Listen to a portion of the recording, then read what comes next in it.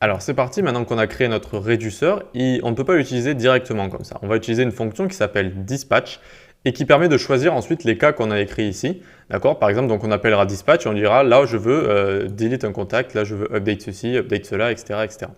Voilà, donc là on va faire ça. Juste d'abord, quand on utilise un switch, il faut mettre un comportement par défaut. Donc voilà, juste un comportement par défaut, mais ça retourne le state, le comportement, si on ne fait rien. Voilà, comportement, ça retourne le state, c'est-à-dire ça fait rien du tout, quoi. OK pour ça? Donc en dessous, là, on va dans state ici, en dessous du contact, d'accord? Donc on reste dans le state et on va se créer dispatch. Dispatch, ça veut dire envoyer en anglais.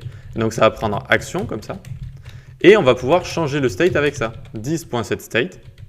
State, hop, et donc on va appeler notre réduceur state action, ok? Et donc c'est vraiment grâce à ça qu'on va pouvoir appeler ensuite dans notre code, qu'on va pouvoir tout simplement changer du coup le state par rapport aux actions qu'on aura dit ici, ok? Je sais que ça fait beaucoup comment ça s'appelle, de syntaxe, mais voilà, mettez-le-vous bien en tête, tout ça c'est vraiment logique, en fait on crée les actions là, et ensuite ça on va l'appeler pour changer du coup le state par rapport aux actions tout simplement. Maintenant on va aller on est dans contact ici, d'accord? Dans contact, on va aller.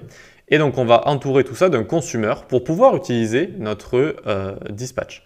Donc, d'abord, on doit venir ici faire import consumer from, tac, tac, tac. Donc là, on est dans composant, donc il est un level au-dessus, il est un niveau au-dessus. On va aller dans contexte ici, d'accord? Donc, on sort du dossier composant, 2 points, et on va dans contexte qui est ici. Et maintenant qu'on a bien importé notre consumer, on va dans notre render ici pour l'utiliser tout simplement.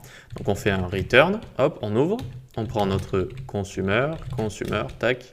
Hop, dans notre consumer, on prend value, value qui est égal à state, d'accord, qui est égal au state. Je vous rappelle dans notre contexte ici, hop, notre provider, il entoure tout dans le app.js et value est égal 10.state, donc il donne, voilà, il donne accès à 10.state.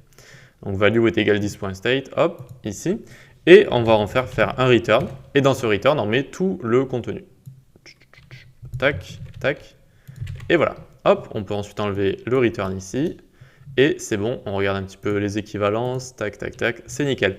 Et maintenant, vu qu'on a tout entouré dans notre consumer, eh bien, on va avoir accès à notre dispatch. Et on va pouvoir, dans la prochaine session, du coup, cliquer sur, comme ça, nos croix et faire disparaître, supprimer finalement nos contacts grâce à ce qu'on aura fait ici, grâce à notre dispatch qui appellera notre action delete contact, tout simplement.